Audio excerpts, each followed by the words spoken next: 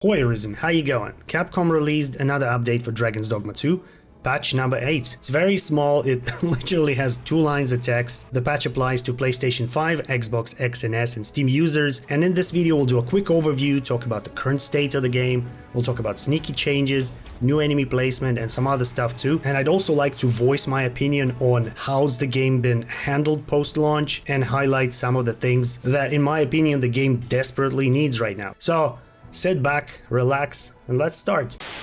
Here you go. That's the patch. That's all we've got this time. Like I said, just 2 lines of text. We'll do a quick overview, I'll give you my thoughts, and after that we'll move on and talk about the current state of the game. The first one is an issue where the pawn may not follow the Arisen when only with 1 pawn, and the second one is where the pawn may stop moving after being attacked when only with 1 pawn. So I did a dual run once, just me and my pawn. It took me around 60 hours, and you know, this happened maybe once or twice. I don't know. If it was an issue for somebody, here you go, it's fixed now. All good. And now I'd like to talk about the current state of the game, performance and optimization, some gameplay changes that for some odd reason weren't mentioned in these patch notes. You know, the overall state of the game, how it feels to play, how it performs, just a quick summary of what's been done since launch. Performance-wise, the game is definitely in a much better state now. It's not as smooth as it should be, but it's so much better than it was on launch for both PC and console users. I'm a PC user, my specs are in the description if you're curious, and my frame rate is capped at 60. I'm getting a solid 60 out in the wilds, and it doesn't matter how many enemies I have on screen or how many particles there are. It's just very good, very smooth. In towns, however, more specifically in Vernworth and Bagpatal, 2 major cities where most of the NPCs are congregated, I'm getting 40 to 60 FPS with some occasional dips below 40. Like I said, not ideal, but it used to be so much worse than that. Additionally, if you have a 40 series graphics card, you can turn on native frame gen. It's available in the settings. If you don't have a 40 series GPU, you can download a frame gen mod from Nexus or use the lossless scaling app. That's what I've been using all this time playing Dragon's Dogma 2. It's a very handy app that scales whatever it is you have on your screen. You can turn it on and off at any time with a button combination. I'm not shilling for them, by the way, they didn't pay me. I just genuinely find lossless scaling a very useful app. Console players got the performance mode. You can change your graphics settings between high and low now, and also there's an option to turn 120 Hz output on and off if your monitor or TV can handle it, of course. Anyways, if you're looking to buy the game or return back to the game and expecting a stable 60 FPS or above, you most likely won't find it here. It's still very inconsistent. Some players claim that it's all good now. Some even say that it's been smooth sailing for them from the start, but I highly doubt it. Dragon's Dogma 2 is still poorly optimized. Another thing I'd like to mention is photo mode. Unlocking the camera in photo mode is one of the most popular requests from the players. Unfortunately, it still has an orbital camera. You can rotate the camera, but it's bound to your Arisen. You can zoom in, zoom out, but that's it. No free cam. With the previous patch came an option to turn the Arisen's visibility on and off, which is a start, but in my opinion there's still a lot of room for improvement. For example, turning separate pawns visibility on and off is a must. And of course,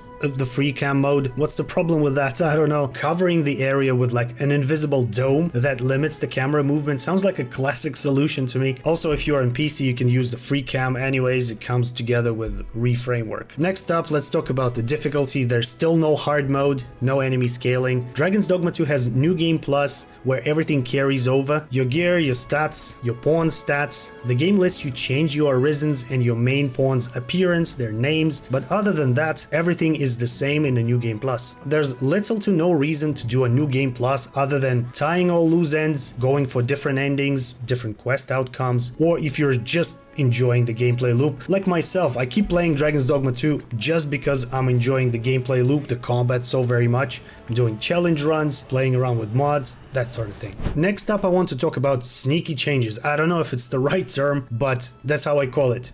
Sneaky changes. It's obvious to me by now that there are changes that come with these patches. You know, secretly, I don't know why whoever's in charge of writing these patch notes doesn't include some of them, but anyways, enemy animations. During my solo run, I was fighting a group of knackers in Batal, and one of them lost their weapon. I've never seen them doing that, like, ever. And what's really cool is that they have unique attack animations when they're disarmed. You know, there's like a shoulder charge, you know, straight jab, and a kick. Sometimes they even trip and fall trying to attack you. Again, I'm not 100% sure that it's new, but I haven't seen it before and my playtime is nearing like 400 hours. What I am 100% sure though is new enemy spawn points and, you know, different enemy placement. For example, now there's a Grim Ogre spawn inside Trevor Mines. Trevor Mines is a starter location. You do monster culling and vocation frustration quests there, and you deal with, you know, regular gobs, the smaller ones. If you come back there again after some time though, it will be filled to the brim with hobgoblins. You know, stronger versions of regular little gobs with better armor, better weapons, more health, etc. And in one of the bigger areas of the game, there's a Grim Ogre now. I am 100% sure it wasn't there before. It's quite a weird addition if you ask me. What's the point of adding a mini boss to a place you'll likely never come back to? Or this area here, for example, the campsite close to the checkpoint rest town where a griffin usually spawns, you can now sometimes meet bandits or wolves there. Again, I'm 100% sure they weren't there before. There are wolves on the other side of the creek and bandits in the mountain pass, but never this close to the campsite. These are just few examples that I managed to catch, to find. I'm pretty sure there's more.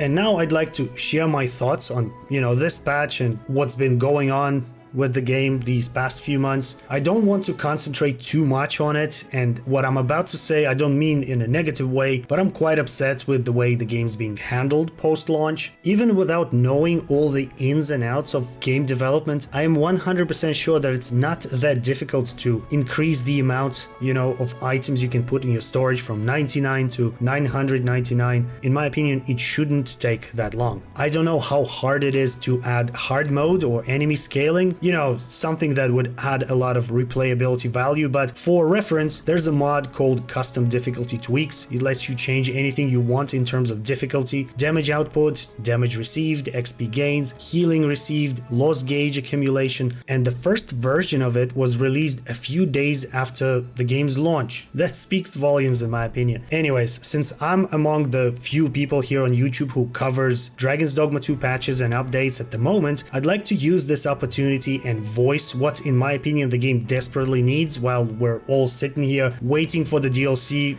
like high on copium. Maybe somebody affiliated with Capcom or Capcom community managers watch some of these videos. I think the game needs New Game Plus difficulty tweaks where every New Game Plus iteration becomes more and more difficult, the way From Software does it, for example. Maybe adding an option for only your stats to carry over to make a New Game Plus iteration even more challenging, so like only the stats, not the gear. When it comes to hard mode, I understand that it's a feature that could be added later as a free addition to the DLC. That's how it was with Dragon's Dogma Dark Arisen, but Dragon's Dogma Dark Arisen was 12 years ago. So I think giving us hard mode a bit earlier than a year after launch would be a nice thing to do. Next up, of course, photo mode. I think unlocking the camera and limiting how far from the Arisen it can go is something so necessary. Even right now, with the photo mode being so limited, you can still make 6 shots. Imagine how cool it would be with a free cam. And finally, I'd like to suggest notice boards.